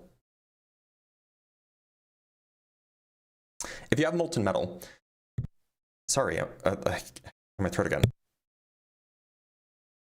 If you have molten metal and a magnetic field, then that molten metal will tend to reinforce, like, especially if that molten metal is flowing, if it's like circulating or if it's moving, it will tend to reinforce the magnetic field. And then the magnetic field, the magnetic field will be amplified, and those, like, the flows produced by those molten metals following and reinforcing the magnetic field will kind of create a self-sustaining dynamo. It's actually called the geodynamo theory. That's the idea. But it's still like pretty, it's still pretty kind of like, I don't want to say up in the air, but it's definitely something that people are trying to get better understandings of. Do singularities exist, or are they math errors? I would put money on that they're being, well, they're not math errors. They're just signals that are, the theories break down before we get to a certain place or a certain energy scale or whatever. Can you explain the basic difference between a computer and a quantum computer? One of the basic differences is that you can think of a quantum computer as basically having like exponentially large numbers of parallel processors. So it can basically run a whole bunch of computations at the same time. That's not the only difference. You can also have interference effects. Basically, the kinds of things that you can do with ones and zeros is you can only turn ones into zeros and vice versa. The kinds of things that you can do with quantum computers is a lot bigger. You have just a lot more capabilities. You can do plenty of other things with them.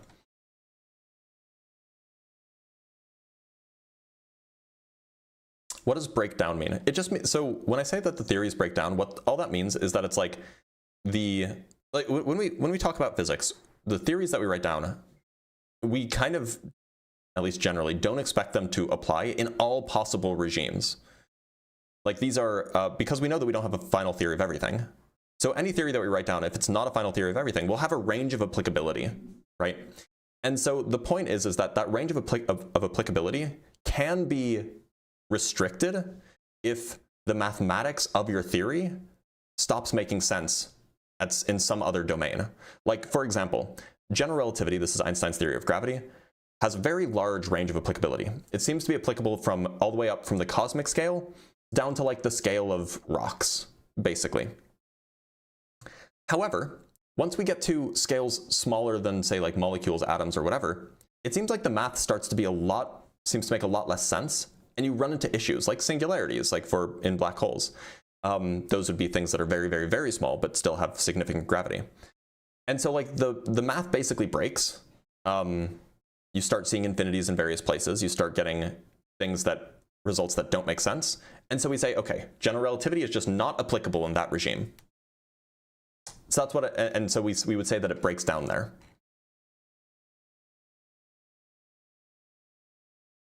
But you have faith that dark matter is there because of your calculations. Well, no, I mean, it's because of observations. It's not really faith. Like we have certain observations. We observe that like the edges of galaxies are spinning faster than they should be if all of the matter that we're seeing is the only matter that's present. We're seeing more gravitational lensing, meaning that the gravitational pull of something is bending the light more than it should if the only matter that we're seeing is the matter that's present. We're seeing gravity in places where there shouldn't be gravity. The gravity should be elsewhere, but we're seeing the gravitational pull being centered here, whereas the matter is centered here. And so like there's a lot of observational evidence that's setting aside the consistency that our dark matter hypothesis has with our observation of the cosmic microwave background radiation. If dark matter didn't exist, then the cosmic microwave background radiation wouldn't match our theories. It wouldn't match the expansion of the universe. Just wouldn't predict the shape of the cosmic microwave background radiation power spectrum. So I mean, it's not faith. There's several independent lines of evidence, right? From Hugo Hurst with the 5 Australian buckaroos. Thank you so much, man. Merry Christmas, Dr. Blitzen. From Tasmania. P.S. Please start posting your lives on Spotify as podcasts so I can listen while driving. I didn't even know I could do that.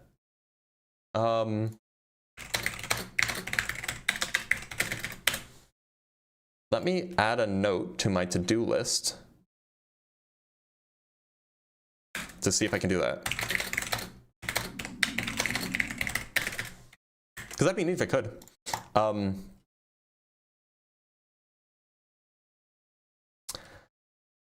Have you seen the research on the actual multiverses, and do you think we will find more? I don't know what you mean by the actual multiverses. As far as I know, we have no evidence no direct evidence anyway, that there are actual multiverses. From Dimmy Fiend with the $10. Thank you so much. I have a friend who's working to become an author. He uses AI to get ideas for science fiction since he wants to build on realistic ideas. What alternative resources could he use? This is a perfect use case for like chatbots, like LLMs. I mean, like unless you're like principally opposed to LLMs, which, you know, it's a tool like anything else, you know, it has good uses and bad uses. This seems like a perfect kind of thing to use. As long as the LLM is not writing the work, it's just like kind of like giving concepts and ideas. I think this is a perfect use case.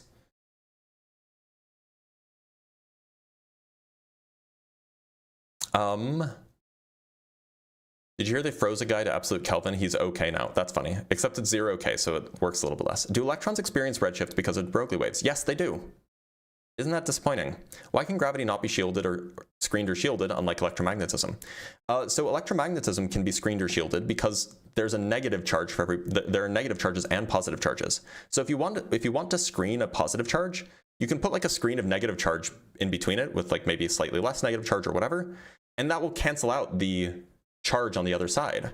Or sorry, not the charge, the electric field on the other side. There's no negative gravitational charge, which we call mass. Gravity is always additive. It's not linear, but gravity always is cumulative. It never cancels out. So that's why.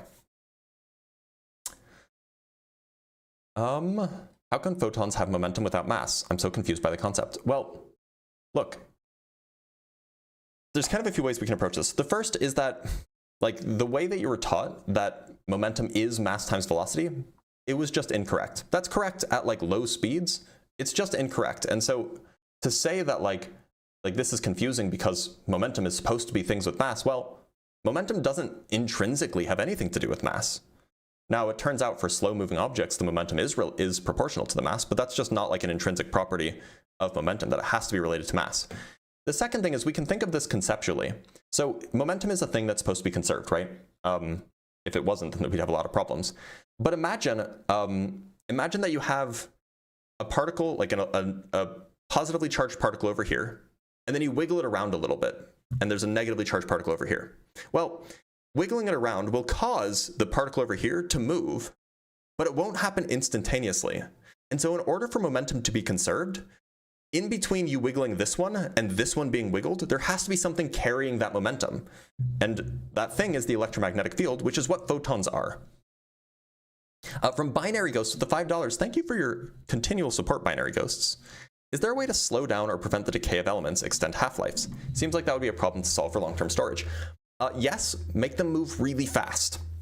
In fact, this was kind of like the most direct evidence of special relativity that has ever been done. It was done in the 60s, and it was actually like there's a movie that was made about it, like a short documentary about this particular experiment, where basically a team of two physicists showed that muons coming from space, these are cosmic rays, they come from space, muons were living longer because they were moving so fast. Typically, muons decay in about 2.2 microseconds. They only last that long. That's their half-life.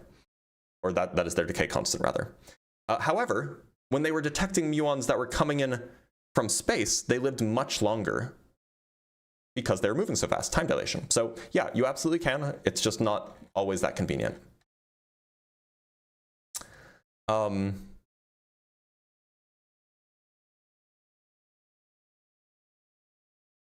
Lucretius coined atoms in 1 BC. What other physics that were theorized way before we think they were? I don't know a whole lot of other examples, really. From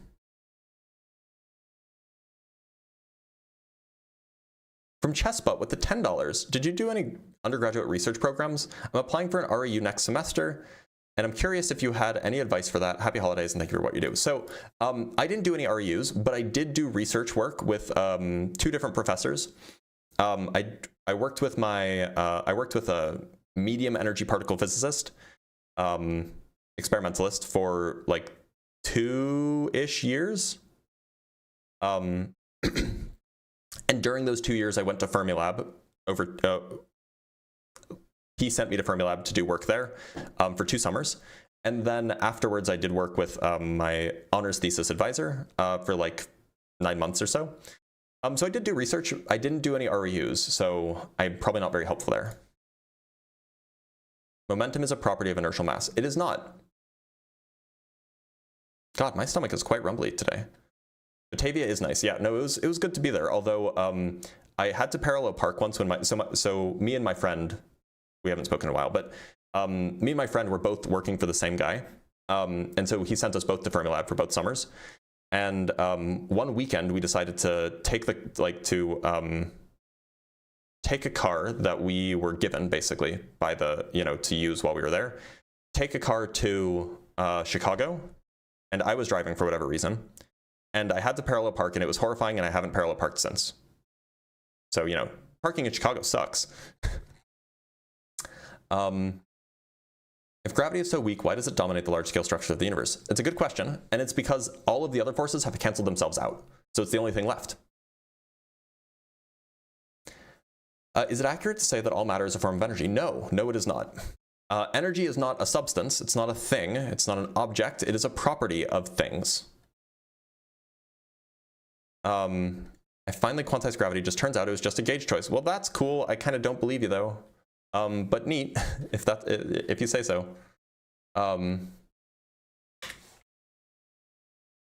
What happens to time flow at or around absolute zero? Does it slow down, speed up, or maybe nothing notable happens? No, the temperature of a thing doesn't really affect its experience of time or what time is doing. Do you have a photographic memory? Not quite. For one, I don't have a particularly good memory of biographical information or events. And while I don't have a photographic memory, so I can't like read a thing in my head after I've looked at it, I do have a fairly visual memory for pieces of information that I read or learned in various ways. So for example, there's a quote in a book. It's actually in this book. Let me get it. There's a quote in this book that's really interesting, and I quoted it in my video about this book. And I don't remember what the exact quote was, but I know exactly where the quote was. I remember when I was reading it, it was on a page in this area. So it was on the upper left side of the page. I don't know what page it was on. I'd have to go look for it and like scan through all of the upper left pages, but I know exactly where it was. I remember looking at that particular part of the page when I read it. So yeah, it's not quite photographic memory, but it's like some sort of visual memory. I don't know. From Hugo Hurst with the $5 Australian, thank you. Could dark energy be gravity pushing the other way on space-time fabric from a parallel universe, brought through black holes if they rip the fabric? You'd have to write up a model. This is like the kind, like, could gravity be this, or could dark energy be that? Like, this is the realm of model building and speculation. Maybe, if you can write down a theory that makes sense and reproduces the data that we have.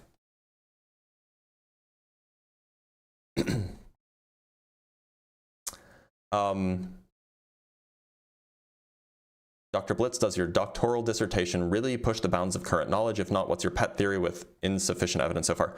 So you don't get a PhD unless you do something novel. So what I did is I proved a bunch of new theorems. These are mathematical theorems that are relevant for things like the ADS-CFT correspondence, which is a feature of string theory. So like, yeah, there were new theorems. We didn't know that they existed before. We didn't know that they were true. Now we know that they're true. So that does, in some sense, extend the reach of human knowledge. Yeah, it may very well be standard memory. Like, I don't know what other people's experience is. I have a pretty good memory for like factual information that I learn. Definitely not perfect, but like, you know, that's just like the way that my memory functions. I don't have a very good memory for biographical information.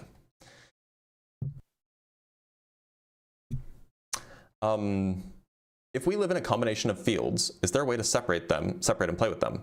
Not really. Kind of by definition, fields exist everywhere. All the fields exist in all of the places. My son wants to be an astrophysicist. What's important in choosing the right undergrad school? So, look, the sad reality of the state of academia is that